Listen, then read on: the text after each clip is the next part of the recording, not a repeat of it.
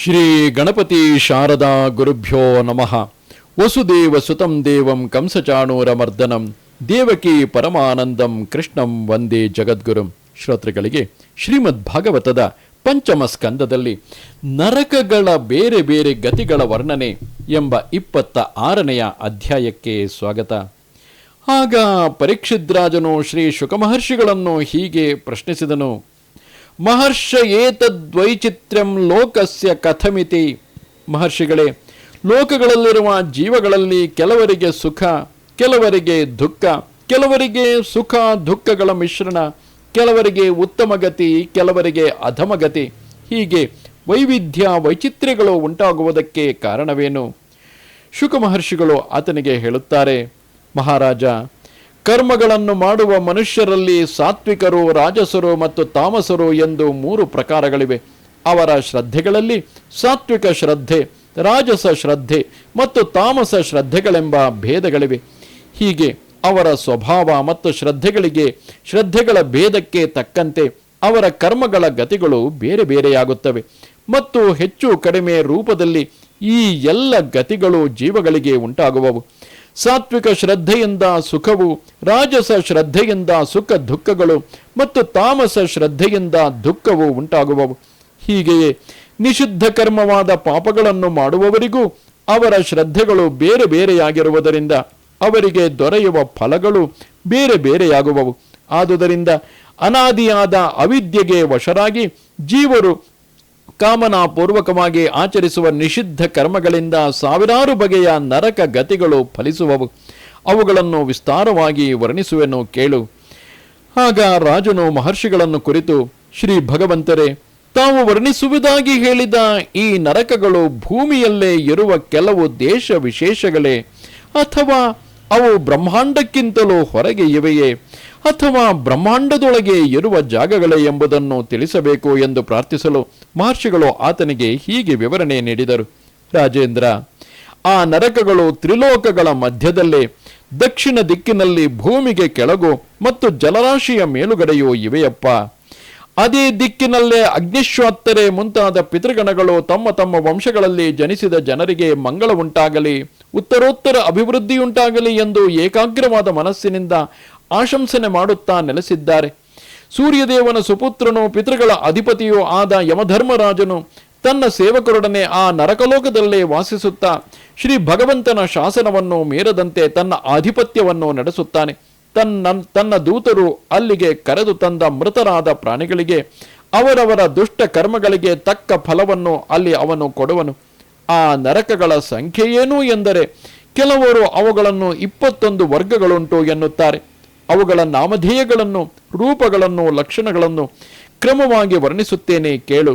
ತಾಮಿಸ್ರ, ಅಂಧತಾಮಿಸ್ರ, ರೌರವ, ಮಹಾರೌರವ, ಕುಂಭೀಪಾಕ, ಕಾಲಸೂತ್ರ, ಅಸಿಪತ್ರವನ, ಸೂಕರಮುಖ, ಅಂಧಕೂಪ, ಕ್ರಮಿಭೋಜನ, ಸದಂಶ, ತಪ್ತಸೂರ್ಮಿ, ವಜ್ರಕಂಟಕ ಶಾಲ್ಮಲಿ, ವೈತರಣಿ, ಪೂಯೋಧ, ಪ್ರಾಣರೋಧ, ವಿಷಸನ, ಲಾಲಾಭಕ್ಷ, ಸಾರಮೇಯಾದನ, ಅವೀಚಿ ಮತ್ತು ಆಯಹ್ಪಾನ ಎಂಬಿವೆ ಆ 21 ನರಕ ವರ್ಗಗಳು. ಇವುಗಳಲ್ಲದೆ ಕ್ಷಾರಕರ್ದಮ, ರಕ್ಷೋಗಣ ಭೋಜನ, ಶೂಲಪ್ರೋತ, ದಶೂಕ, ಅವಟ ನಿರೋಧನ, ಪರ್ಯಾವರ್ತನ ಮತ್ತು ಸೂಚಿಮುಖ ಎಂಬ 7 ಸೇರಿ ಒಟ್ಟು 28 ನರಕಗಳು ಬಗೆ ಬಗೆಯ ಯಾತನೆಗಳನ್ನು ಜೀವಿಗಳು ಅನುಭವಿಸುವ ಜಾಗಗಳಾಗಿವೆ. ಯಾವನೋ ಮತ್ತೊಬ್ಬರ ಹಣ, ಹೆಂಡತಿ ಮತ್ತು ಮಕ್ಕಳನ್ನು ಅಪಹರಣ ಮಾಡುತ್ತಾನೆಯೋ ಅಂತಹ ಪಾಪಿಯನ್ನು ಅತಿ ಭಯಂಕರರಾದ ಯಮದೂತರು ಕಾಲಪಾಶದಿಂದ ಬಿಗಿದು ಬಲಾತ್ಕಾರವಾಗಿ ತಾಮಿಸ್ರವೆಂಬ ನರಕದಲ್ಲಿ ಕೆಡಹುವರು. ಆ ಕಗ್ಗತ್ತಲೆಯ ಲೋಕದಲ್ಲಿ ಆತನು ಅನ್ನ ನೀರುಗಳನ್ನು ಪಡೆಯದೆ ದೊಣ್ಣೆಗಳಿಂದ ಬಡಿತ, ಭಯ, ಹೆದರಿಕೆ ಮುಂತಾದ ಯಾತನೆಗಳಿಗೆ ತುತ್ತಾಗಿ ಪೀಡೆಯನ್ನು ತಡೆಯಲಾರದೆ ತಟ್ಟನೆ ಮೂರ್ಛೆಗೊಳ್ಳುವನು. ಹೀಗೆಯೇ ಮತ್ತೊಬ್ಬರಿಗೆ ಮೋಸ ಮಾಡಿ ಅವರ ಹೆಂಡಿರು, ಮಕ್ಕಳು ಮುಂತಾದವರನ್ನು ಅನುಭವಿಸುವ ಪಾಪಿಯು ಮರಣಾನಂತರ ಅಂಧತಾಮಿಸ್ರವೆಂಬ ನರಕದಲ್ಲಿ ಬೀಳುತ್ತಾನೆ. ಅಲ್ಲಿಯ ಯಾತನೆಗಳನ್ನು ಸಹಿಸಲಾರದೆ ಆತನು ಬೇರು ಕತ್ತರಿಸಿದ ಮರದಂತೆ ತತ್ತರಿಸುತ್ತಾ ಮತಿಗೆಟ್ಟು ಕುರುಡನಾಗುವನು. ಇದು ಅತ್ಯಂತ ಕುರುಡು ಕತ್ತಲೆಯ ನರಕ. ಹಾಗೆಯೇ ಈ ಲೋಕದಲ್ಲಿ ಯಾವನು ಈ ದೇಹವೇ ನಾನು, ಈ ಹೆಂಡತಿ, ಹಣ ಇತ್ಯಾದಿಗಳೆಲ್ಲ ನನ್ನವೂ ಎಂಬ ಬುದ್ಧಿಯಿಂದ ಕೂಡಿ ಇತರ ಭೂತಗಳಿಗೆ ದ್ರೋಹ ಮಾಡುತ್ತಾ ನಿರಂತರವಾಗಿ ತನ್ನ ಕುಟುಂಬದ ಲಾಲನೆ ಪೋಷಣೆಗಳಲ್ಲಿಯೇ ಆಸಕ್ತನಾಗಿರುವನು, ಆತನು ದೇಹವನ್ನು ತೊರೆದ ಬಳಿಕ ತನ್ನ ಪಾಪದ ಫಲವಾಗಿ ರೌರವವೆಂಬ ನರಕದಲ್ಲಿ ತಾನೇ ಬೀಳುವನು. ಆತನು ಈ ಲೋಕದಲ್ಲಿ ಇದ್ದಾಗ ಯಾವ ಜೀವಿಗಳಿಗೆ ಯಾವ ಬಗೆಯ ಕಷ್ಟಗಳನ್ನು, ಯಾವ ಜೀವಗಳಿಗೆ ಯಾವ ಬಗೆಯ ಕಷ್ಟಗಳನ್ನು ಕೊಡುತ್ತಿದ್ದನೋ ಅದೇ ಬಗೆಯ ಕಷ್ಟಗಳನ್ನೇ ಪರಲೋಕದಲ್ಲಿ ಆ ಜೀವಗಳಿಂದಲೇ ಪಡೆಯುವನು. ಆತನಿಂದ ಹಿಂಸೆಗೆ ಒಳಗಾಗಿದ್ದ ಜೀವಗಳೇ ಆತನಿಗೆ ಯಮಯಾತನೆಯ ಸಮಯವು ಬಂದಾಗ ರುರು ಎಂಬ ಘಾತಕ ಪ್ರಾಣಿಗಳಾಗಿ ಆತನನ್ನು ಮತ್ತೂ ಹೆಚ್ಚಾಗಿ ಪೀಡಿಸುವವು. ಆದ್ದರಿಂದ ಈ ನರಕವನ್ನು ರೌರವವೆಂದು ಕರೆಯುವರು. ರುರು ಎಂಬುದು ಸರ್ಪಕ್ಕಿಂತಲೂ ಹೆಚ್ಚು ಭಯಂಕರವಾದ ಕ್ರೂರ ಜಂತು. ಹಾಗೆಯೇ ಬೇರೆ ಯಾವುದನ್ನೂ ಗಮನಿಸದೆ ತನ್ನ ಶರೀರದ ಪೋಷಣೆಯಲ್ಲಿಯೇ ತೊಡಗಿದ ಪಾಪಿಯು ಮಹಾರೌರವವೆಂಬ ನರಕದಲ್ಲಿ ಬೀಳುವನು. ಅಲ್ಲಿ ಹಸಿ ಮಾಂಸವನ್ನು ಭಕ್ಷಿಸುವ ರುರುಗಳು ಮಾಂಸದ ಆಸೆಯಿಂದ ಆತನನ್ನು ಕಿತ್ತು ತಿನ್ನುವವು. ಯಾವ ಕ್ರೂರಿಯು ತನ್ನ ಹೊಟ್ಟೆ ಹೊರೆದುಕೊಳ್ಳುವುದಕ್ಕಾಗಿ ಬದುಕಿರುವ ಪಶು ಪಕ್ಷಿಗಳನ್ನು ಬೇಯಿಸುತ್ತಾನೆಯೋ ಅಂತಹ ಹೃದಯಹೀನನಾದ ರಾಕ್ಷಸರಿಗಿಂತಲೂ ನೀಚನೆನಿಸಿದ ನರಾಧಮನನ್ನು ಯಮದೂತರು ಕುಂಭೀಪಾಕವೆಂಬ ನರಕಕ್ಕೆ ಸೆಳೆದುಕೊಂಡು ಹೋಗಿ ಅಲ್ಲಿ ಆತನನ್ನು ಕುದಿಯುತ್ತಿರುವ ಎಣ್ಣೆಯ ಕಡಾಯಿಯಲ್ಲಿ ಹಾಕಿ ಬೇಯಿಸುವರು. ಹೀಗೆ ಕಡಾಯಿಯಲ್ಲಿ ಹಾಕಿ ಬೇಯಿಸುವ ನರಕವಾದ್ದರಿಂದ ಅದನ್ನು ಕುಂಭೀಪಾಕವೆನ್ನುತ್ತಾರೆ. ಈ ಲೋಕದಲ್ಲಿ ತಂದೆ ತಾಯಿಗಳಿಗೂ ಬ್ರಾಹ್ಮಣರಿಗೂ ವೇದಕ್ಕೂ ದ್ರೋಹ ಮಾಡುವ ಪಾತಕಿಯನ್ನು ಯಮಭಟರು ಕಾಲಸೂತ್ರವೆಂಬ ನರಕಕ್ಕೆ ಸೆಳೆದೊಯ್ಯುವರು. ಆ ನರಕಲೋಕದ ವಿಸ್ತಾರ 10,000 ಯೋಜನಗಳು. ಅಲ್ಲಿ ಆ ಪಾಪಿಯನ್ನು ತಾಮ್ರದ ಕಾದ ಕಾವಲಿಯಲ್ಲಿ ಅಥವಾ ತಾಮ್ರಮಯವಾದ ಕಾದ ನೆಲದಲ್ಲಿ ಕೂರಿಸಲಾಗುವುದು. ಮೇಲೆ ಸೂರ್ಯನಿಂದಲೂ ಕೆಳಗೆ ಅಗ್ನಿಯಿಂದಲೂ ಕಡು ಸುಡುತ್ತಿರುವ ಆ ಜಾಗದಲ್ಲಿ ಹಸಿವು ಬಾಯಾರಿಕೆಗಳಿಂದ ಸುಟ್ಟು ಹೋಗುತ್ತಿರುವ ಆ ಜೀವವು ಒಳಗೂ ಹೊರಗೂ ಹೆಚ್ಚುತ್ತಿರುವ ಕಾವನ್ನು ತಾಳಲಾರದೆ ಶಾಂತಿಯನ್ನು ಕಳೆದುಕೊಂಡು ಕೆಲವೊಮ್ಮೆ ಕೂರುವುದು, ಕೆಲವೊಮ್ಮೆ ಮಲಗುವುದು, ಕೆಲವೊಮ್ಮೆ ಒದ್ದಾಡುವುದು, ಕೆಲವೊಮ್ಮೆ ಎದ್ದು ನಿಲ್ಲುವುದು, ಕೆಲವೊಮ್ಮೆ ಅಲ್ಲಲ್ಲಿ ಓಡುವುದು. ಹೀಗೆ ಪಶುವಿನ ದೇಹದಲ್ಲಿ ಎಷ್ಟು ರೋಮಗಳಿವೆಯೋ ಅಷ್ಟು 1000 ವರ್ಷಗಳ ಕಾಲ ಆ ಮಹಾಸಂಕಟವನ್ನು ಆ ಜೀವವು ಅನುಭವಿಸಬೇಕಾಗುವುದು. ಯಾವುದೇ ಬಗೆಯ ಆಪತ್ತು ಇಲ್ಲದೆ ಇದ್ದರೂ ತನ್ನ ವೈದಿಕ ಮಾರ್ಗವನ್ನು ಬಿಟ್ಟು ಪಾಷಂಡ ಧರ್ಮವನ್ನು ಅನುಸರಿಸುವ ಜೀವನನ್ನು ಯಮದೂತರು ಅಸಿಪತ್ರ ವನವೆಂಬ ನರಕಕ್ಕೆ ಸೆಳೆದೊಯ್ದು ಅಲ್ಲಿ ಆತನನ್ನು ಚಾವಟಿಯಿಂದ ಬಡಿಯುವರು. ಆ ಏಟುಗಳಿಂದ ತಪ್ಪಿಸಿಕೊಳ್ಳಲು ಆತನು ಅಲ್ಲಲ್ಲಿ ಓಡತೊಡಗಿದಾಗ ಅಲ್ಲಿ ಆತನ ಎಲ್ಲ ಅಂಗಗಳು ಎರಡೂ ಕಡೆಗಳಲ್ಲೂ ಅಲುಗುಗಳಿಂದ ಕೂಡಿದ ಕತ್ತಿಯಂತೆ ತೀಕ್ಷ್ಣವಾದ ತಾಳೆಯ ಮರಗಳ ಪತ್ರೆಗಳಿಂದ ಕತ್ತರಿಸಲ್ಪಡುತ್ತಿರುವವು. ಆ ವೇದನೆಯಿಂದ ಅಯ್ಯೋ ಸತ್ಯನೋ ಸತ್ಯನೋ ಎಂದು ಕಿರಿಚಿಕೊಳ್ಳುತ್ತಾ ಹೆಜ್ಜೆ ಹೆಜ್ಜೆಗಳಲ್ಲೂ ಮೂರ್ಛಿತನಾಗಿ ಬೀಳತೊಡಗುವನು. ತನ್ನ ಧರ್ಮಕ್ಕೆ ದ್ರೋಹ ಮಾಡಿ ಪಾಷಂಡ ಧರ್ಮವನ್ನು ಅನುಸರಿಸುವವನು ಹೀಗೆ ತನ್ನ ಕುಕರ್ಮದ ಫಲವನ್ನು ಅನುಭವಿಸಬೇಕಾಗುವುದು.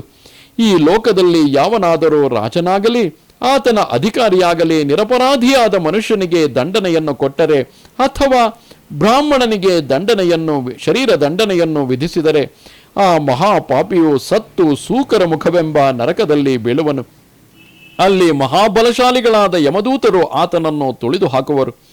ಆಗ ಅಂಗಾಂಗಗಳೆಲ್ಲ ಜಜ್ಜಿ ಹೋಗಿ ಗಾಣದಲ್ಲಿ ಸಿಕ್ಕಿದ ಕಬ್ಬಿನ ತುಂಡಿನಂತೆ ಅರೆಯಲ್ಪಡುತ್ತಾ ನೋವಿನಿಂದ ನರಳುತ್ತಾ ಆತನು ತಾನು ಹಿಂದೆ ಪೀಡಿಸಿದ್ದ ನಿರಪರಾಧಿಗಳಾದ ಜೀವಗಳು ಹೇಗೆ ಕೂಗಿಕೊಳ್ಳುತ್ತಿದ್ದವೋ ಹಾಗೆಯೇ ತಾನು ಅರಚಿಕೊಳ್ಳುತ್ತಾ ಕೆಲವೊಮ್ಮೆ ಮೂರ್ಛೆ ಬೀಳುವನು.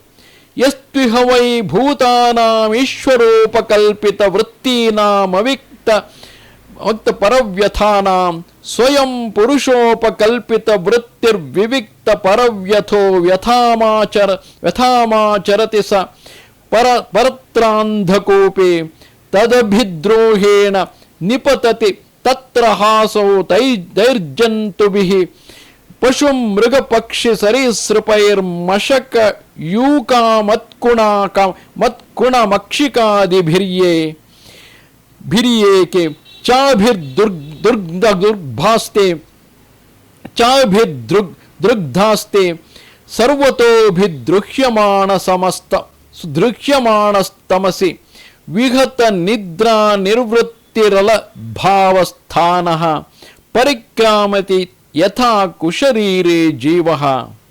ಶ್ರೀ ಭಗವಂತನು ಮನುಷ್ಯನಿಗೆ ಇದು ವಿಹಿತವಾದುದು, ಇದು ನಿಷಿದ್ಧವಾದುದು ಎಂಬ ವಿವೇಕದಿಂದ ಜೀವನದ ವೃತ್ತಿಯನ್ನು ಆರಿಸಿಕೊಂಡು ಅವಲಂಬಿಸಲು ನಿಯಮಿಸಿದ್ದಾನೆ. ಇತರರಿಗೆ ಉಂಟಾಗುವ ಕಷ್ಟಗಳ ಅರಿವನ್ನು ಅವನಿಗೆ ಕೊಟ್ಟಿದ್ದಾನೆ. ಆದರೆ ತಿಗಣೆಯೇ ಮುಂತಾದ ಜೀವಿಗಳಿಗೆ ಈ ಅರಿವು ಇರುವುದಿಲ್ಲ.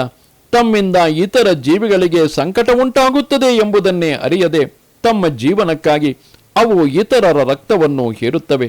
ಆದುದರಿಂದ ತಿಳುವಳಿಕೆಯುಳ್ಳ ಮನುಷ್ಯನು ಅವುಗಳಿಗೆ ಹಿಂಸೆ ಮಾಡಬಾರದು. ಹಾಗೆ ಹಿಂಸೆ ಮಾಡಿದ್ದೇ ಆದರೆ ಆತನು ಅಂಧಕೂಪವೆಂಬ ನರಕದಲ್ಲಿ ಬೀಳುತ್ತಾನೆ. ಅಲ್ಲಿ ಅವನಿಂದ ಹಿಂದೆ ದ್ರೋಹಕ್ಕೆ ಒಳಗಾಗಿದ್ದ ಆ ಪಶು ಪಕ್ಷಿ ಮೃಗಗಳು, ಸರ್ಪವೇ ಮುಂತಾದ ಜಂತುಗಳು, ಸೊಳ್ಳೆ, ಹೇನು, ತಿಗಣೆ, ನೊಣಗಳೇ ಮುಂತಾದ ಕ್ರಿಮಿ ಕೀಟಾದಿ ಜೀವಿಗಳು ಆತನನ್ನು ಎಲ್ಲ ಕಡೆಗಳಿಂದಲೂ ಕಚ್ಚಿ ನೋಯಿಸುವವು. ಅದರಿಂದ ಆತನಿಗೆ ನಿದ್ರಾ ಭಂಗವಾಗುವುದು. ಅಲ್ಲಿ ನೆಲೆಗಾಣದೆ ನೆಮ್ಮದಿಯನ್ನು ಕಳೆದುಕೊಂಡ ಆತನು ನರಕದ ಕಗ್ಗತ್ತಲೆಯಲ್ಲಿ ಕಡು ರೋಗವುಳ್ಳ ದೇಹದಲ್ಲಿ ಹೇಗೋ ಹಾಗೆ ಮಿಲುವಿಲ್ಲನೆ ಒದ್ದಾಡುತ್ತಾನೆ. ಯಾವನು ಪಂಚಮಹಾಯಜ್ಞಗಳನ್ನು ಆಚರಿಸದೆ ತನಗೆ ದೊರಕುವ ಪದಾರ್ಥಗಳನ್ನು ಇತರರೊಡನೆ ಹಂಚಿಕೊಳ್ಳದೆ ತಾನು ಮಾತ್ರವೇ ತಿನ್ನುತ್ತಾನೆಯೋ ಆತನು ಕಾಗೆಗೆ ಸಮಾನನು, ಅಥವಾ ಕಾಗೆಗಿಂತಲೂ ಕಡೆಯಾದವನು. ಆತನು ಪರಲೋಕದಲ್ಲಿ ಕ್ರಮಿ ಭೋಜನವೆಂಬ ಕೆಟ್ಟ ನರಕದಲ್ಲಿ ಬೀಳುವನು. ಅಲ್ಲಿ 1,00,000 ಯೋಜನ ವಿಸ್ತಾರವುಳ್ಳ ಹುಳು ಹುಪ್ಪಟಗಳ ಒಂದು ಕುಂಡವುಂಟು. ಹಿಂದೆ ಹೇಳಿದ ಸ್ವಾರ್ಥಿಯು ಹುಳು ಹುಪ್ಪಟಗಳ ರೂಪವನ್ನು ತಾಳಿ ಆ ಕುಂಡದಲ್ಲಿ ಬಿದ್ದು ಒದ್ದಾಡುತ್ತಾ ಚೆನ್ನಾಗಿ ಶುದ್ಧಿಯಾಗುವವರೆಗೂ ತನ್ನ ಆ ಪ್ರಾಯಶ್ಚಿತ್ತವಿಲ್ಲದ ಪಾತಕದ ಫಲವನ್ನು ಅನುಭವಿಸುತ್ತಿರುವನು. ಅಲ್ಲಿ ಹುಳುಗಳು ಆತನನ್ನು ಕಿತ್ತು ಹಾಕುತ್ತಿರುತ್ತವೆ ಮತ್ತು ಆತನು ಕ್ರಿಮಿಕೀಟಗಳನ್ನು ತಿನ್ನುತ್ತಿರಬೇಕಾಗುವುದು. ಎಲೈ ರಾಜೇಂದ್ರನೇ, ಈ ಲೋಕದಲ್ಲಿ ಯಾವನು ಆಪತ್ಕಾಲವಿಲ್ಲದಿದ್ದರೂ ಬ್ರಾಹ್ಮಣನಿಗೆ ಸೇರಿದ ಅಥವಾ ಇತರರಿಗೆ ಸೇರಿದ ಚಿನ್ನ, ರನ್ನ ಮುಂತಾದವುಗಳನ್ನು ಕಳ್ಳತನದಿಂದಾಗಲಿ ಬಲಾತ್ಕಾರದಿಂದಾಗಲಿ ಕೊಂಡೊಯ್ಯುವನೋ ಅಂತಹ ಮನುಷ್ಯನು ಸತ್ತಾಗ ಯಮದೂತರು ಆತನನ್ನು ಸಂದಂಶವೆಂಬ ನರಕಕ್ಕೆ ಸೆಳೆದೊಯ್ಯುವರು. ಅಲ್ಲಿ ಕಾದ ಕಬ್ಬಿಣದ ಗುಂಡುಗಳಿಂದಲೂ ಸಂದಂಶಗಳೆಂಬ ಮುಳ್ಳುಗಳಿಂದಲೂ ಆತನ ಚರ್ಮಗಳನ್ನು ಚುಚ್ಚುವರು. ಯಾವನಾದರೂ ಪುರುಷನು ರಮಿಸಬಾರದ ಹೆಂಗಸಿನೊಡನೆ ರಮಿಸಿದರೆ ಅಥವಾ ಯಾವಳಾದರೂ ಹೆಂಗಸು ರಮಿಸಬಾರದ ಪುರುಷನೊಡನೆ ರಮಿಸಿದರೆ ಯಮದೂತರು ಆ ವ್ಯಭಿಚಾರಿಣಿಯರನ್ನು ಸಪ್ತಸೂರ್ಮಿ ಎಂಬ ನರಕಕ್ಕೆ ಒಯ್ದು ಅಲ್ಲಿ ಅವರನ್ನು ಚಾವಟೆಗಳಿಂದ ಬಡಿಯುತ್ತಾರೆ. ಆ ಪುರುಷನು ಕಾದ ಕಬ್ಬಿಣದ ಸ್ತ್ರೀಮೂರ್ತಿಯನ್ನು ಮತ್ತು ಆ ಹೆಂಗಸು ಕಾದ ಕಬ್ಬಿಣದ ಪುರುಷ ವಿಗ್ರಹವನ್ನು ಅಲಂಘಿಸುವಂತೆ ಮಾಡುವರು. ಈ ಲೋಕದಲ್ಲಿ ಕಾಮಾತುರನಾಗಿ ಪಶುವೆ ಮೊದಲಾದ ಪ್ರಾಣಿಗಳೊಡನೆ ರಮಿಸುವವನನ್ನು ಯಮದೂತರು ವಜ್ರಕಂಟಕ ಶಾಲ್ಮಲಿ ಎಂಬ ನರಕದಲ್ಲಿ ಕೆಡಹುವರು. ಅಲ್ಲಿ ಆತನನ್ನು ವಜ್ರದಂತೆ ಕಠೋರವಾಗಿ ಹರಿತವಾಗಿರುವ ಬೂರುಗದ ಮರದ ಮೇಲಕ್ಕೆ ಏರಿಸಿ ಅಲ್ಲಿಂದ ಕೆಳಕ್ಕೆ ಸೆಳೆದಾಡುವರು. ಈ ಲೋಕದಲ್ಲಿ ಧರ್ಮಿಷ್ಠವಾದ ಸತ್ಕುಲದಲ್ಲಿ ಜನಿಸಿದರೂ ನಾಸ್ತಿಕನಾಗಿ ಧರ್ಮ ಮರ್ಯಾದೆಯನ್ನು ಮೀರಿ ನಡೆಯುವ ರಾಜರು ಮತ್ತು ರಾಜರ ಅಧಿಕಾರಿಗಳು ಆ ಪಾಪದ ಫಲವಾಗಿ ಮರಣಾನಂತರ ನರಕದ ವೈತರಣಿ ನದಿಯಲ್ಲಿ ಹೋಗಿ ಬೀಳುವರು. ಮಲ, ಮೂತ್ರ, ಕೀವು, ರಕ್ತ, ಕೂದಲು, ಉಗುರು, ಮೂಳೆ, ಕೊಬ್ಬು, ಮಾಂಸ, ಮಜ್ಜೆಗಳೇ ಮುಂತಾದ ಕೊಳಕು ಪದಾರ್ಥಗಳಿಂದ ತುಂಬಿ ನರಕಗಳ ಕೂಪದಂತೆ ಇರುವ ಆ ನದಿಯಲ್ಲಿ ಮುಳುಗಿದ ಅವರನ್ನು ಅಲ್ಲಿರುವ ಜಲಚರ ಪ್ರಾಣಿಗಳು ಕಚ್ಚಿ ತಿನ್ನುತ್ತವೆ. ಅದರಿಂದ ಎಷ್ಟೇ ಹಿಂಸೆಯುಂಟಾಗುತ್ತಿದ್ದರೂ ಅವರಿಗೆ ದೇಹವೂ ಹೋಗುವುದಿಲ್ಲ, ಪ್ರಾಣವಿಯೋಗವೂ ಉಂಟಾಗುವುದಿಲ್ಲ. ನಿರಂತರವಾಗಿ ಕಷ್ಟಪಡುತ್ತಾ ಅವರು ತಮ್ಮ ಪಾಪದ ಫಲವೆಂದು ತಿಳಿದು ಮನಸ್ಸಿನಲ್ಲೇ ಕೊರಗುತ್ತಿರುವರು. ಯಾರು ಶೌಚ ಮತ್ತು ಆಚಾರಗಳ ನಿಯಮಗಳನ್ನು ತೊರೆದು ನಾಚಿಕೆಯನ್ನು ಬಿಟ್ಟು ಈ ಲೋಕದಲ್ಲಿ ಅಧಮ ವರ್ಣದ ಸ್ತ್ರೀಯನ್ನು ಮದುವೆಯಾಗಿ ಪಶುಗಳಂತೆ ನಡೆಯುವರೋ ಅವರು ಕೂಡ ಮರಣಾನಂತರ ಕೀವು, ಮಲ, ಮೂತ್ರ ಮತ್ತು ಶ್ಲೇಷ್ಮಗಳಿಂದ ತುಂಬಿರುವ ಪುಯೋದವೆಂಬ ಸಮುದ್ರದಲ್ಲಿ ಬಿದ್ದು ಆ ಹೇವರಿಕೆಯ ಪದಾರ್ಥಗಳನ್ನೇ ತಿನ್ನುತ್ತಿರುವರು. ಇಲ್ಲಿ ಯಾರು ಬ್ರಾಹ್ಮಣಾದಿ ಉಚ್ಚ ವರ್ಣಗಳಲ್ಲಿ ಜನಿಸಿದ್ದರೂ ನಾಯಿ ಮತ್ತು ಕತ್ತೆಗಳನ್ನು ಸಾಕುತ್ತಾ ಪಶು ಪಕ್ಷಿಗಳ ಬೇಟೆಗೆ ಮುಂತಾದವುಗಳಲ್ಲಿ ತೊಡಗಿ ಶಾಸ್ತ್ರಕ್ಕೆ ವಿರುದ್ಧವಾಗಿ ಪಶುಗಳನ್ನು ಕೊಲ್ಲುವರೋ ಅವರು ಮರಣಾನಂತರ ಪ್ರಾಣ ನಿರೋಧವೆಂಬ ನರಕದಲ್ಲಿ ಹೋಗಿ ಬೀಳುವರು. ಅಲ್ಲಿ ಯಮದೂತರು ಅವರ ಮೇಲೆ ಗುರಿಯಿಟ್ಟು ಬಾಣಗಳನ್ನು ಹೊಡೆಯುವರು. ಈ ಲೋಕದಲ್ಲಿ ದಾಂಭಿಕನಾಗಿ ಬೂಟಾಟಿಕೆಯ ಯಜ್ಞಗಳನ್ನು ಮಾಡಿ ಅವುಗಳಲ್ಲಿ ಪಶುವಧೆಯನ್ನು ಮಾಡುವ ಜನರನ್ನು ಯಮಲೋಕದ ಅಧಿಕಾರಿಗಳು ಪರಲೋಕದಲ್ಲಿ ವೈಶಸ ಅಥವಾ ವಿಶಸನವೆಂಬ ನರಕದಲ್ಲಿ ಬೀಳಿಸಿ ಬಗೆ ಬಗೆಯಾಗಿ ಹಿಂಸೆಪಡಿಸುವರು. ಯಾವ ದ್ವಿಜನು ಕಾಮಾತುರನಾಗಿ ತನ್ನ ಸವರ್ಣಳಾದ ಹೆಂಡತಿಗೆ ತನ್ನ ರೇತಸ್ಸನ್ನು ಕುಡಿಸುವನೋ ಆ ಪಾಪಿಯು ಮೃತನಾದ ಬಳಿಕ ಯಮದೂತರು ಆತನನ್ನು ರೇತಸ್ಸಿನಿಂದ ತುಂಬಿದ ಲಾಲಭಕ್ಷವೆಂಬ ನದಿಯಲ್ಲಿ ಕೆಡಹಿ ಅವನಿಗೆ ರೇತಸ್ಸನ್ನೇ ಕುಡಿಸುವರು. ಯಾವನಾದರೂ ರಾಜನಾಗಲಿ ಅಥವಾ ಆತನ ಅಧಿಕಾರಿಯಾಗಲಿ ಈ ಲೋಕದಲ್ಲಿ ಕಳ್ಳ ಕಾಕರಾಗಲಿ ದರೋಡೆಗಾರರಾಗಲಿ ಮನೆಗೆ ಬೆಂಕಿ ಹಚ್ಚುವುದು, ಮತ್ತೊಬ್ಬರಿಗೆ ವಿಷವನ್ನಿಕ್ಕುವುದು, ಗ್ರಾಮಗಳನ್ನು ಅಥವಾ ವ್ಯಾಪಾರಿಗಳನ್ನು ಲೂಟಿ ಮಾಡುವುದು ಎಂಬಿ ಪಾತಕಗಳನ್ನು ಮಾಡಿದರೆ ಅವರನ್ನು ಮರಣಾನಂತರ ಸಾರಮೇಯಾದನವೆಂಬ ನರಕದಲ್ಲಿ ಬೀಳಿಸಲಾಗುವುದು. ಅಲ್ಲಿ ಯಮನ ಕಿಂಕರಗಳಾದ ವಜ್ರದಂತಹ ಕೋರೆದಾಡೆಗಳುಳ್ಳ 720 ಸೀಳು ನಾಯಿಗಳು ಅವರನ್ನು ಕಿತ್ತು ಕಿತ್ತು ತಿನ್ನುವವು. ಸುಳ್ಳು ಸಾಕ್ಷಿ ಹೇಳುವವನು ಮತ್ತು ವ್ಯಾಪಾರದಲ್ಲಾಗಲಿ ದಾನದಲ್ಲಾಗಲಿ ಸುಳ್ಳು ಹೇಳುವವನು ಸತ್ತ ನಂತರ ಆಧಾರರಹಿತವಾದ ಅವೀಚಿಮಾನ್ ಎಂಬ ಹೆಸರಿನ ನರಕದಲ್ಲಿ ಹೋಗಿ ಬೀಳುವನು. ಅಲ್ಲಿ ಆತನನ್ನು 100 ಯೋಜನದಷ್ಟು ಎತ್ತರವಾಗಿರುವ ಪರ್ವತದ ಶಿಖರದಿಂದ ತಲೆ ಕೆಳಗಾಗಿ ಕೆಳಕ್ಕೆ ಬೀಳಿಸಲಾಗುವುದು. ಆ ನರಕದಲ್ಲಿ ಕಲ್ಲು ಬಂಡೆಗಳ ನೆಲವು ನೀರಿನಂತೆ ಕಾಣುವುದರಿಂದ ಅದನ್ನು ಅವೀಚಿಮಾನ್ ಎಂದು ಕರೆಯುತ್ತಾರೆ. ಅಲ್ಲಿ ಪರ್ವತದಿಂದ ಕೆಳಗೆ ಬೀಳಿಸಿದಾಗ ಆ ಪಾಪಿ ಜೀವನ ದೇಹವು ಚೂರು ಚೂರಾದರೂ ಪ್ರಾಣವು ಹೋಗುವುದಿಲ್ಲ. ಆದ್ದರಿಂದ ಆತನು ಮತ್ತೆ ಮತ್ತೆ ಮೇಲಕ್ಕೆ ಒಯ್ಯಲ್ಪಟ್ಟು ಅಲ್ಲಿಂದ ಕೆಳಕ್ಕೆ ನೂಕಲ್ಪಡುವನು. ಯಾವನಾದರೂ ಬ್ರಾಹ್ಮಣನಾಗಲಿ ಬ್ರಾಹ್ಮಣಿಯಾಗಲಿ ಅಥವಾ ವ್ರತದಲ್ಲಿರುವ ಯಾವನೇ ಆಗಲಿ ಪ್ರಮಾದವಶದಿಂದ ಮದ್ಯಪಾನವನ್ನು ಮಾಡಿದ್ದೇ ಆದರೆ, ಅಥವಾ ಕ್ಷತ್ರಿಯನಾಗಲಿ ವೈಶ್ಯನಾಗಲಿ ಸೋಮಪಾನವನ್ನು ಮಾಡಿದ್ದೇ ಆದರೆ ಅವರನ್ನು ಯಮದೂತರು ಆಯುಃಪಾನವೆಂಬ ನರಕಕ್ಕೆ ಸೆಳೆದೊಯ್ಯುವರು. ಅಲ್ಲಿ ಅವರ ಎದೆಯನ್ನು ಕಾಲಿನಿಂದ ಮೆಟ್ಟಿಕೊಂಡು ಬೆಂಕಿಯಲ್ಲಿ ಕರಗಿದ ಕಬ್ಬಿಣವನ್ನು ಅವರ ಬಾಯೊಳಗೆ ಸುರಿಯುವರು. ಯಾವನು ತಾನು ಅಧಮನಾಗಿದ್ದರೂ ತನ್ನನ್ನು ಉತ್ತಮನೆಂದು ಭಾವಿಸಿಕೊಂಡು ಹುಟ್ಟು, ತಪಸ್ಸು, ವಿದ್ಯೆ, ಆಚಾರ, ವರ್ಣ ಅಥವಾ ಆಶ್ರಮಗಳಲ್ಲಿ ತನಗಿಂತಲೂ ಉತ್ತಮರಾದವರನ್ನು ವಿಶೇಷವಾಗಿ ಗೌರವಿಸುವುದಿಲ್ಲವೋ ಆತನು ಬದುಕಿದ್ದರೂ ಸತ್ತವನಿಗೆ ಸಮಾನನೆಂದೇ ತಿಳಿಯಬೇಕು. ಸತ್ತ ನಂತರ ಆತನನ್ನು ಕ್ಷಾರ ಕರ್ದಮವೆಂಬ ನರಕದಲ್ಲಿ ತಲೆ ಕೆಳಗಾಗಿ ಬೀಳಿಸಲಾಗುವುದು. ಅಲ್ಲಿ ಆತನು ಅನಂತವಾದ ಪೀಡೆಗಳನ್ನು ಅನುಭವಿಸಬೇಕಾಗುವುದು. ಯಾವನಾದರೂ ಪುರುಷನು ಈ ಲೋಕದಲ್ಲಿ ನರಮೇಧವೇ ಮುಂತಾದ, ಅಂದರೆ ಮನುಷ್ಯನನ್ನು ಬಲಿಕೊಡುವ ಯಜ್ಞಗಳ ಮೂಲಕ ಭೈರವ, ಯಕ್ಷ, ರಾಕ್ಷಸರೇ ಮುಂತಾದವರನ್ನು ಕುರಿತು ಯಜ್ಞ ಮಾಡಿದ್ದೇ ಆದರೆ, ಅಥವಾ ಯಾವಳಾದರೂ ಹೆಂಗಸು ಪಶುಗಳಂತೆ ಪುರುಷರನ್ನು ತಿಂದು ಹಾಕಿದ್ದೇ ಆದರೆ, ಅವರಿಂದ ಪಶುಗಳಂತೆ ಸಂಹರಿಸಲ್ಪಟ್ಟಿದ್ದ ಮನುಷ್ಯರು ಯಮಲೋಕದಲ್ಲಿ ರಾಕ್ಷಸರಾಗಿ ತಮ್ಮನ್ನು ಕೊಂದು ಹಾಕಿದ ಆ ಮನುಷ್ಯರಿಗೆ ಬಗೆ ಬಗೆಯ ಯಾತನೆಗಳನ್ನು ಕೊಡುವರು. ರಕ್ಷೋಗಣ ಭೋಜನವೆಂಬ ನರಕದಲ್ಲಿ ಕಟುಕರಂತೆ ಅವರನ್ನು ಕೊಡಲಿಯಿಂದ ತುಂಡರಿಸಿ ತುಂಡರಿಸಿ ಅವರ ರಕ್ತವನ್ನು ಹೀರುವರು. ಈ ಲೋಕದಲ್ಲಿ ಮನುಷ್ಯ ಮಾಂಸವನ್ನು ತಿಂದು ಆ ಪಾಪಿಗಳು ಆನಂದಿಸಿದಂತೆ ನರಕದಲ್ಲಿ ಆ ರಾಕ್ಷಸರು ಅವರ ರಕ್ತವನ್ನು ಹೀರಿ ಹಿಗ್ಗುತ್ತಾ ಹಾಡುವರು, ಕುಣಿದಾಡುವರು. ಯಾರು ಈ ಲೋಕದಲ್ಲಿ ಬದುಕಿರಬೇಕೆಂದಿರುವ ಅರಣ್ಯದ ಅಥವಾ ಹಳ್ಳಿಯ ನಿರಪರಾಧಿಗಳಾದ ಪ್ರಾಣಿಗಳನ್ನು ಬಗೆ ಬಗೆಯ ಉಪಾಯಗಳಿಂದ ತಮ್ಮ ಬಳಿಗೆ ಬರಮಾಡಿಕೊಂಡು ಆ ಪ್ರಾಣಿಗಳನ್ನು ಶೂಲಕ್ಕೇರಿಸಿ ಅಥವಾ ಹಗ್ಗದಿಂದ ಬಿಗಿದು ಆಟವಾಡುತ್ತಾ ಅವುಗಳಿಗೆ ಬಗೆ ಬಗೆಯ ಪೀಡೆಗಳನ್ನು ಉಂಟು ಮಾಡುತ್ತಾರೆಯೋ ಅವರನ್ನೂ ಕೂಡ ಮರಣಾನಂತರ ಯಮಯಾತನೆಗಳನ್ನು ಕೊಡುವ ಶೂಲಪ್ರೋತವೆಂಬ ನರಕದಲ್ಲಿ ಶೂಲವೇ ಮುಂತಾದವುಗಳಿಗೆ ಪೋಣಿಸಿ ಅವರಿಗೆ ಚಿತ್ರಹಿಂಸೆಗಳನ್ನು ಕೊಡುವರು. ಹಸಿವು ಬಾಯಾರಿಕೆಗಳಿಂದಲೂ ಸಂಕಟ ಪಡುವ ಅವರು ಹದ್ದು ಗಿಡಗಳೇ ಮುಂತಾದ ಹರಿತವಾದ ಕೊಕ್ಕುಗಳುಳ್ಳ ಭೀಕರವಾದ ನರಕದ ಹಕ್ಕಿಗಳಿಂದ ಕಚ್ಚಿ ತಿನ್ನಲ್ಪಡುತ್ತಾ ತಾವು ಮಾಡಿದ ಪಾಪಗಳನ್ನು ಸ್ಮರಿಸುವರು. ಎಲೈ ರಾಜೇಂದ್ರನೇ, ಯಾರು ಈ ಲೋಕದಲ್ಲಿ ಸರ್ಪಗಳಂತೆ ಕ್ರೂರ ಸ್ವಭಾವವುಳ್ಳವರಾಗಿ ಇತರ ಜೀವಿಗಳಿಗೆ ಪೀಡೆಯನ್ನು ಉಂಟು ಮಾಡುತ್ತಾರೆಯೋ ಅವರು ಮರಣಾನಂತರ ದಶೂಕವೆಂಬ ನರಕಕ್ಕೆ ಹೋಗಿ ಬೀಳುವರು. ಅಲ್ಲಿ 5 7 ಹೆಡೆಗಳುಳ್ಳ ಹಾವುಗಳು ಅವರ ಬಳಿಗೆ ಬಂದು ಇಲಿಗಳನ್ನು ನುಂಗುವಂತೆ ಅವರನ್ನು ನುಂಗಿ ಹಾಕುವವು.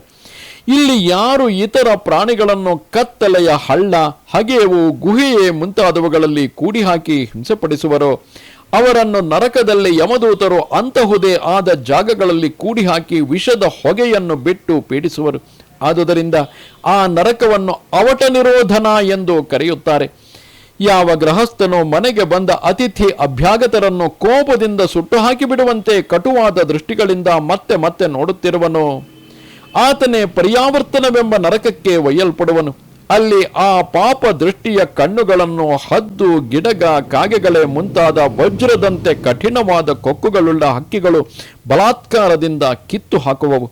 ಲೋಕದಲ್ಲಿ ಕೆಲವು ವ್ಯಕ್ತಿಗಳು ತಮ್ಮನ್ನು ದೊಡ್ಡ ಹಣಗಾರರೆಂದು ಭಾವಿಸಿಕೊಂಡು ದುರಹಂಕಾರದಿಂದ ಎಲ್ಲರನ್ನು ವಕ್ರದೃಷ್ಟಿಯಿಂದ ನೋಡುತ್ತಾರೆ. ಎಲ್ಲರ ಮೇಲೂ ಸಂಶಯ ಪಡುತ್ತಾರೆ. ಹಣವು ಖರ್ಚಾಯಿತಲ್ಲ, ನಾಶವಾಗುವುದಲ್ಲ ಎಂಬ ಚಿಂತೆಯಿಂದ ಮನಸ್ಸು, ಮುಖಗಳು ಒಣಗಿ ಹೋದವರಾಗಿ ಸ್ವಲ್ಪವೂ ನೆಮ್ಮದಿಯಿಲ್ಲದೆ ಯಕ್ಷರಂತೆ ಹಣದ ರಕ್ಷಣೆಯಲ್ಲೇ ಆಸಕ್ತರಾಗಿರುತ್ತಾರೆ. ಹಣದ ಸಂಪಾದನೆ, ಹಣವನ್ನು ಹೆಚ್ಚಿಸುವಿಕೆ, ಉಳಿಸುವಿಕೆ ಇತ್ಯಾದಿಗಳಿಗಾಗಿ ಬಗೆ ಬಗೆಯ ಪಾಪಗಳನ್ನು ಆಚರಿಸುತ್ತಾರೆ. ಅಂತಹ ನರಾಧಮರು ಸತ್ತ ನಂತರ ಸೂಚಿಮುಖವೆಂಬ ನರಕಕ್ಕೆ ಹೋಗಿ ಬೀಳುವರು. ಅಲ್ಲಿ ಯಮದೂತರು ಆ ಪಾಪಿಗಳ ಸರ್ವಾಂಗಗಳನ್ನು ನೇಯಿಗೆಯವರಂತೆ, ಅಂದರೆ ದರ್ಜಿಗಳಂತೆ ಸೂಜಿಗಳಿಂದ ಚುಚ್ಚಿ ದಾರಗಳಿಂದ ಹೊಲಿಯುವರು. ರಾಜೇಂದ್ರನೇ, ಯಮಲೋಕದಲ್ಲಿ ಇದೇ ಪ್ರಕಾರದ ನೂರಾರು ಸಾವಿರಾರು ನರಕಗಳಿವೆ. ಅವುಗಳಲ್ಲಿ ನಾನು ಈಗ ಹೇಳಿರುವ ಮತ್ತು ಹೇಳದೇ ಇರುವ ಎಲ್ಲ ನರಕಗಳಿಗೂ ಅಧರ್ಮ ಪರಾಯಣರಾದ ಎಲ್ಲ ಜೀವಗಳು ತಮ್ಮ ತಮ್ಮ ಕರ್ಮಗಳಿಗೆ ಅನುಸಾರವಾಗಿ ಮತ್ತೆ ಮತ್ತೆ ಹೋಗುತ್ತಿರುವವು. ಅಂತೆಯೇ ಧರ್ಮಾತ್ಮರಾದ ಜೀವರು ಸ್ವರ್ಗಾದಿಗಳಿಗೆ ಹೋಗುವರು. ಹೀಗೆ ಸ್ವರ್ಗ ಮತ್ತು ನರಕಗಳಲ್ಲಿ ತಮ್ಮ ಪುಣ್ಯ ಮತ್ತು ಪಾಪಗಳ ಹೆಚ್ಚು ಭಾಗವನ್ನು ಅನುಭವಿಸಿಯಾದ ಬಳಿಕ ಉಳಿಕೆಯ ಪುಣ್ಯ ಪಾಪಗಳಿಂದ ಜನ್ಮವನ್ನು ಪಡೆಯಲು ಈ ಲೋಕಕ್ಕೆ ಜೀವರು ಹಿಂದಿರುಗುವರು. ಈ ಧರ್ಮ ಮತ್ತು ಅಧರ್ಮ ಇವೆರಡಕ್ಕಿಂತಲೂ ವಿಲಕ್ಷಣವಾದ ಯಾವ ನಿವೃತ್ತಿ ಮಾರ್ಗವುಂಟೋ ಅದನ್ನು ಈ ಮೊದಲೇ ವರ್ಣನೆ ಮಾಡಿಯಾಗಿದೆ. ಪುರಾಣಗಳಲ್ಲಿ 14 ಲೋಕಗಳೆಂದು ವರ್ಣಿಸಲ್ಪಟ್ಟಿರುವ ಬ್ರಹ್ಮಾಂಡ ಕೋಶವು ಇಷ್ಟೇಯಪ್ಪ ಇರುವುದು. ಇದು ಪರಮಪುರುಷನಾದ ಸಾಕ್ಷಾತ್ ಶ್ರೀಮನ್ನಾರಾಯಣನ ಮಾಯಾಗುಣದಿಂದ ಮಾಡಿರುವ ಅತ್ಯಂತ ಸ್ಥೂಲ ಸ್ವರೂಪವು. ನಿನ್ನ ಕೇಳಿಕೆಯಂತೆ ಅದನ್ನು ವರ್ಣಿಸಿದ್ದೇನೆ. ಉಪನಿಷತ್ತುಗಳಲ್ಲಿ ವರ್ಣಿಸಲ್ಪಟ್ಟಿರುವ ಶ್ರೀ ಭಗವಂತನಾದ ಪರಮಾತ್ಮನ ನಿಜ ಸ್ವರೂಪವು ಮನಸ್ಸು ಬುದ್ಧಿಗಳಿಗೆ ಎಟುಕುವುದಿಲ್ಲ. ಆದರೂ ಶ್ರೀ ಭಗವಂತನ ಈ ಸ್ಥೂಲ ರೂಪದ ವರ್ಣನೆಯನ್ನು ಯಾವನು ಆದರದಿಂದ ಕೇಳುತ್ತಾನೆಯೋ ಅಥವಾ ಓದುತ್ತಾನೆಯೋ ಆತನ ಬುದ್ಧಿಯೂ ಕೂಡ ಶ್ರದ್ಧೆ ಮತ್ತು ಭಕ್ತಿಗಳಿಂದ ಶುದ್ಧವಾಗಿ ಆತನು ಶ್ರೀ ಭಗವಂತನ ಸೂಕ್ಷ್ಮವಾದ ಆ ಪರಸ್ವರೂಪವನ್ನು ಅನುಭವಿಸುವನು. ಶ್ರುತ್ವಾ ಸ್ಥೂಲಂ ತಥಾ ಸೂಕ್ಷ್ಮಂ ರೂಪಂ ಭಗವತೋ ಮತಿಃ ಸ್ಥೂಲೇ ನಿರ್ಜಿತಮಾತ್ಮಾನಂ ಶನೈ ಸೂಕ್ಷ್ಮಂ ಧಿಯಾ ನಯೇದಿತಿ. ಸಂಯಮಿಯಾದ ಸಾಧಕನು ಶ್ರೀ ಭಗವಂತನ ಸ್ಥೂಲ ರೂಪ ಮತ್ತು ಸೂಕ್ಷ್ಮ ರೂಪಗಳೆರಡನ್ನೂ ಶ್ರವಣ ಮಾಡಿ ಮೊದಲು ಸ್ಥೂಲ ರೂಪದಲ್ಲಿ ಮನಸ್ಸನ್ನು ಸ್ಥಿರಗೊಳಿಸಬೇಕು. ಅನಂತರ ಮೆಲ್ಲನೆ ಅಲ್ಲಿಂದ ಅದನ್ನು ಸೂಕ್ಷ್ಮ ರೂಪಕ್ಕೆ ಒಯ್ಯಬೇಕು. ಭೂದ್ವೀಪ ವರ್ಷ ಸರಿದದ್ರಿನ ನಭ ಸಮುದ್ರ ಪಾತಾಳ ದಿಂಗರಕ ಭಾಗಣ ಲೋಕ ಸಂಸ್ಥಾ ಗೀತಾಮಯಾ ತವ ನೃಪಾದ್ಭುತಮೀಶ್ವರಸ್ಯ ಸ್ಥೂಲಂ ವಪುಹು ಸಕಲ ಜೀವಕಾಯಧಾಮ. ಪರೀಕ್ಷಿತ ಮಹಾರಾಜ, ನಾನು ನಿನಗೆ ಭೂಮಿ ಮತ್ತು ಅದರಲ್ಲಿರುವ ದ್ವೀಪಗಳು, ವರ್ಷಗಳು, ನದಿಗಳು, ಪರ್ವತಗಳು, ಆಕಾಶ, ಸಮುದ್ರ, ಪಾತಾಳ, ದಿಕ್ಕುಗಳು ಮತ್ತು ನರಕಗಳು, ಗ್ರಹ ನಕ್ಷತ್ರಗಣಗಳು ಮುಂತಾದ ಲೋಕಗಳ ಸನ್ನಿವೇಶಗಳನ್ನು ನಿರೂಪಣೆ ಮಾಡಿಯಾಯಿತು.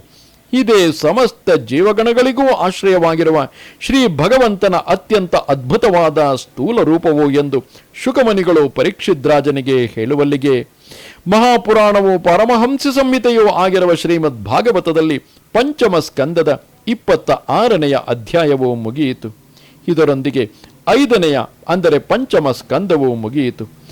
ನಮಸ್ತೆ ಶಾರದೆ ದೇವಿ ಕಾಶ್ಮೀರ ಪುರವಾಸಿನಿ ತ್ವಾಮಹಂ ಪ್ರಾರ್ಥಯೇ ನಿತ್ಯಂ ವಿದ್ಯಾದಾನಂಚ ದೇಹಿಮೆ. ನಮಸ್ಕಾರ.